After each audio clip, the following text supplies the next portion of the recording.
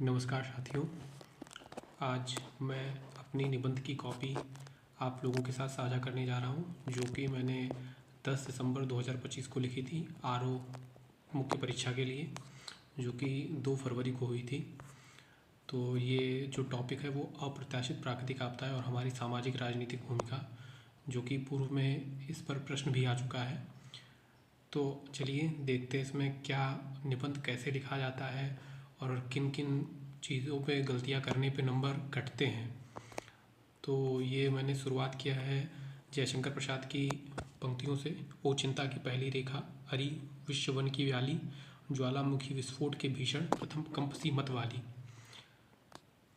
तो आप भी अपने निबंध की शुरुआत किसी ऐसी पंक्ति से करें जो उस टॉपिक से रिलेटेड हो, एकदम टू द पॉइंट, ताकि एग्ज़ामिनर को भी वो चीज़ अच्छी लगे। उसके बाद प्रस्तावना, जैसे इसमें प्रस्तावना देखिए लिखा गया है, तो जयशंकर प्रसाद द्वारा लिखित उपयुक्त पंक्तियाँ पहले बता दिया गया, डिस्क्राइब कर दिया गया कि क्या हमने कहाँ से ये पंक्तियाँ लिखी हैं। उसके बाद प्राकृतिक आपदा को थोड़ा सा परिभाषित कर दीजिए। प्राकृतिक आपदा रहे तो चिंता, चली जाए तो चिंता और पुनः ना आ जाए तो इस बात की चिंता बनी रहती। यह आपदाएं जंगल में आग के रूप में प्रकट होती है और इनकी भयावहता ज्वालामुखी विस्फोट के समान होती है। तो आपदा के बारे में मैंने बता दिया। खास बात, ध्यान रखने वाली बात है कि आप जेल पेन से लिखें या डॉट पेन से लिखें। तो जिस तरीके से देखिए यहाँ पे बाढ़, अब ये मैंने लिखा हुआ है लेकिन स्पीड में लिखने के कारण ये गलत हो गया है, इसलिए इसको गोला कर दिया गया हो। मैंने जिस इंस्टीट्यूट में अपनी कॉपी चेक कराई हुई है ये, ठीक। तो इसलिए आपको वर्तनी की शुद्धि बहुत विशेष ध्यान रखना है, क्योंकि यहाँ पे मार्क्स बहुत कटते हैं, ठीक। उसके बाद प्रस्तावना हो गया। उसके बाद देखिए यहाँ प्रत्याशा, कब, देखिए गलत हो गया। फिर कांपने, जबकि लिखा गया वो लिखने में ठीक है, लेकिन अब चूँकि कलम से आप जब तेज़ लिखते हैं तो इधर उधर हो जाता है, इसलिए वो दिक्कत हो गई, ठीक। और यहाँ पे अनुस्वार और अनुनासिक की मात्रा बहुत इंपॉर्टेंट है, जो कि आपको ध्यान रखनी है अपनी पूरे निबंध की कॉपी में, ठीक। उसके बाद आगे बढ़ते हैं, ठीक।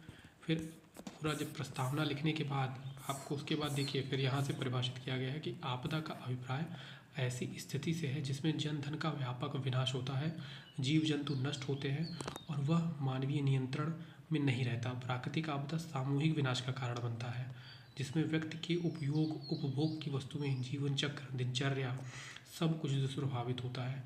यह आपदाएं अप्रत्याशित रूप से कभी भी घटित हो सकती हैं, जिसमें सभ्यता को बदलने तथा सभ्यता को नष्ट करने की शक्ति होती है।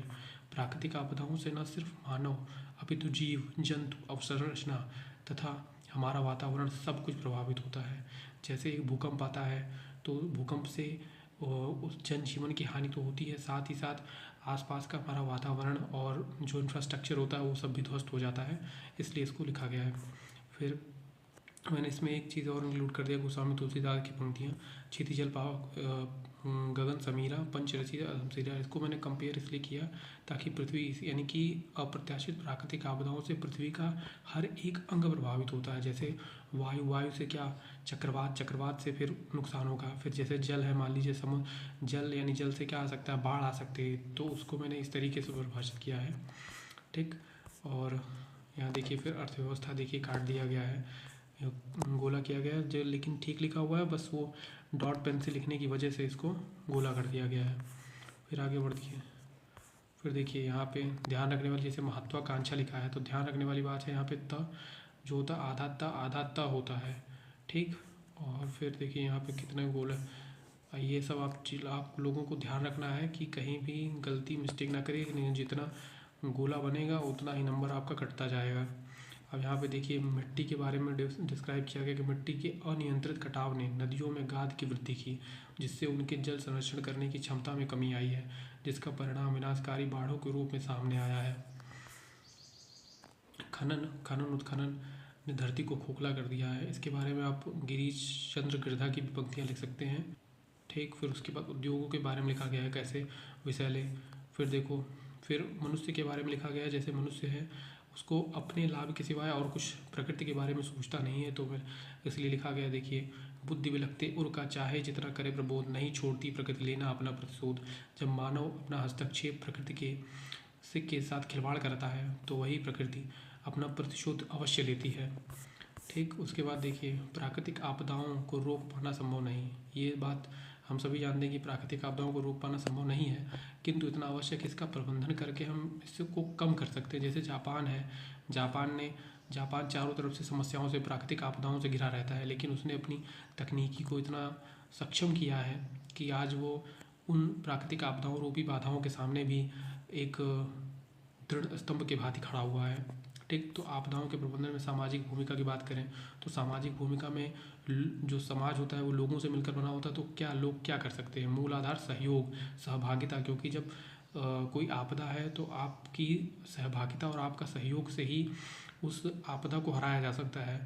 देखिए, फिर या आपदा के समय हो, आपदा के बाद, किसी भी आपदा के दौरान व्यक्ति का सामाजिक एवं नैतिक प्राणी होने के नाते उत्तरदायित्व बनता है कि वह स्वयं की मदद करने के साथ साथ स्थानीय समुदाय की सहायता करे, एक दूसरे का मनोबल बढ़ाए तथा सरकार को राहत एवं बचाव में सहयोग प्रदान करे तथा उनके साथ समन्वय स्थापित करे। इसके अतिरिक्त भी हमारे समाज में महत्वपूर्ण सामाजिक भूमिका दीर्घकालिक रूप में प्रकृति के संरक्षण के माध्यम से प्राकृतिक आपदाओं की बारंबारता में कमी लाने में है, जो किसी एक व्यक्ति अथवा सरकार के द्वारा संभव नहीं है।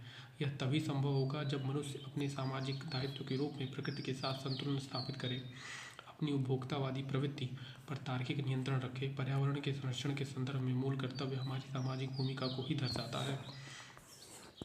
उसके बाद ये बताना है कि सरकार इसके लिए क्या क्या प्रयास कर रही है, क्योंकि हमें पूरी तरीके से ना ही नेगेटिव लिखना है, ना ही पूरी तरीके से पॉजिटिव लिखना है। हमें बिल्कुल एकदम मीडियम में चलते हुए पहले उसकी समस्याओं का उल्लेख करना है, फिर उसके बाद सरकार क्या प्रयास कर रही है, इस सब चीज़ों को उल्लेख करते हुए समापन की ओर आगे बढ़ना है। ठीक, तो आपदाओं को नियंत्रित करने के लिए विभिन्न स्तर पर देखिए संस्थाएं बनी हैं जो आपदा का प्रबंधन करती है। जैसे भारत में इसके लिए NDRF है, SDRF की टीमें कार्य करती है। भारत में आपदा प्रबंधन के विभिन्न अधिनियम बनाए गए हैं, जिसमें NDMA 2005 है, NDMP 2016 आदि है। अंतर्राष्ट्रीय स्तर पर UNO, रेड क्रॉस, विश्व बैंक आदि संस्थाएं भी आपदा के प्रबंधन, नियंत्रण तथा आपदा के पश्चात पुनर्निर्माण के लिए विभिन्न मानक तैयार करते हैं और इन्हीं मानकों के अनुरूप आपदा का प्रबंधन किया जाता है। ठीक, ह्यूगो फ्रेमवर्क के बारे में आप बता सकते हैं, सेंडई फ्रेमवर्क के बारे में आप बता सकते हैं। ठीक, उसके बाद यहाँ उल्लेख किया गया फिर चौथा चरण, यानी कि कैसे बताया गया। परंतु प्रश्न यह है कि क्या हमारी सामाजिक राजनीतिक भूमिका उस रूप में निभाई जा रही है? अब यहाँ पे एक प्रश्न खड़ा किया गया है, क्योंकि हम सभी जानते हैं कि भारत के पास सब कुछ सुविधाएं होने के बाद भी क्या हम जो हमारी सामाजिक राजनीतिक भूमिका वो सही रूप से निभाई जा रही है? इसके बारे में व्यंग्यकार हरिशंकर परसाई ने लिखा है, जब बाढ़ आती तो उसमें भ्रष्टाचार की बाढ़ आ जाती है। और नोबेल पुरस्कार विजेता अमर्त्य सेन ने कहा था कि प्रकृति अकाल उतना भयावह नहीं जितना कि सामाजिक और राजनीतिक अकाल भयावह है।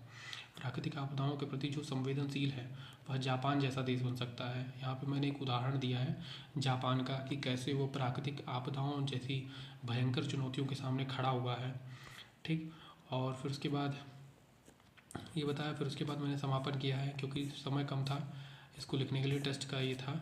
ठीक, तो प्राकृतिक आपदाओं रूपी बाधाओं से निपटने के लिए हमें सामाजिक राजनीतिक बिखराव की स्थिति, यानी कि जो समाज में एक अलगाव रहता है उसको समाप्त करना होगा और हम सबको एक होना पड़ेगा ताकि हम सभी इस प्राकृतिक आपदाओं की चुनौती का सामना कर सकें। ठीक, तो इसमें मैंने एक कविता की पंक्ति लिखी है, शक्ति के विद्युत कण जो व्यस्त विकल बिखरे हैं, हो निरूपाय समन्वय उसका करे समस्त, विजयनी मानवता हो जाए। यानी प्राकृतिक आपदाओं को हम हरा कर मानवता को विजयी, मानवता के विजय का उद्घोष करना चाहते हैं। ठीक, उसके बाद हमारी मानव सभ्यता प्राकृतिक आपदा पर तब विजयी होगी जब हम अपनी शक्ति के भिन्न भिन्न स्वरूपों को एकत्र करेंगे।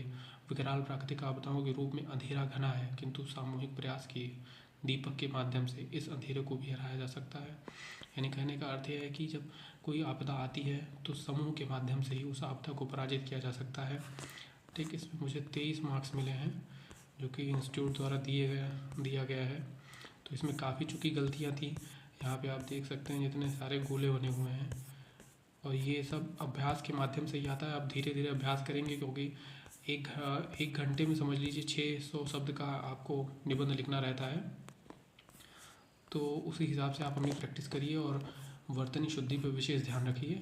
और कैसे लिखना है अगर आप चाहेंगे तो मैं इसके बारे में एक आध वीडियो और बना दूंगा, और इसमें और भी आप इसको देख के आप सीख सकते हैं। मॉडल निबंध टाइप का है समझ लीजिए एक तरीके से। हालांकि मेरा वीडियो कोई बनाने का मन नहीं था, क्योंकि मेरा सिलेक्शन RO 2023 वाले में नहीं हुआ है फाइनल में। जहाँ तक मुझे लगता है कि इसका जो मुख्य कारण है वो GS में मेरे मार्क्स कम रह गए हैं। और बाकी ठीक है, आप लोग इससे कुछ सुधार कर सकते हैं आने वाली परीक्षाओं में कि कैसे लिखा जाए। जो आने वाले छात्र हैं वो चैनल को सब्सक्राइब कर सकते हैं। ठीक, थैंक यू।